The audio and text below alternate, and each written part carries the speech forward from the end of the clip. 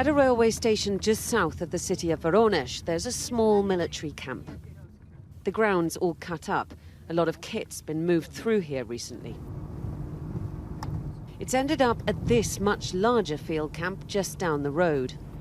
Seems to be a pretty big operation that they've got going on here, and that we've driven right into the middle of. The Ukrainian border is about 170 miles southwest. The Russian-backed separatist republics in eastern Ukraine, where there's been a pickup in fighting in recent weeks, are further south still. So it's strange to bring a lot of troops here. There's always been a military base here, but it is massively expanded in the last few weeks. From the satellite imagery, there are more than 500 military vehicles currently based here. From us just driving past, it would appear that there are even more. You can see how they've used the local facilities, the local playground, to do their training exercises. Just exercises is Russia's stated rationale for moving more troops into Crimea and to the border with Ukraine than at any time since 2014, at the height of the Ukrainian war. They're coming from far and wide across Russia. From the 76 on these number plates, you can tell these are troops from the Central Military District, at least 700 miles further east.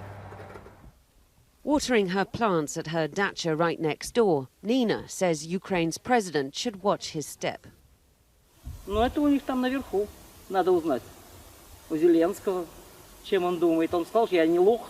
Но если он не будет лохом, значит ничего не будет.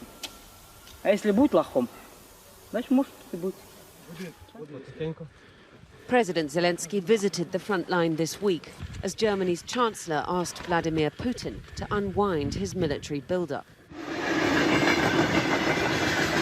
Russia says what it does on its soil is its business, but has threatened the end of days if Kiev steps up what the Kremlin calls Ukrainian aggression against the separatist regions, where Russia has now supplied passports to more than 400,000 people.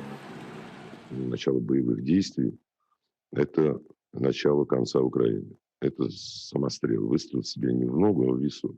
Если там будет, как говорит наш президент, устроена серебряница, видимо, вынуждены будем встать на защиту. So what's Russia up to? Coercive diplomacy or a prelude to war? If you want to start a war, you don't warn everybody in advance, you don't waste weeks in discussions, moving troops ostentatiously, or like making statements and warnings. That's not, at least that's not the Kremlin's style of waging wars. If these are signals, then they're hard to read. But what's clear is that Russian troops are ready for whatever the Kremlin plans. Diana Magne, Sky News, near Voronezh, Russia.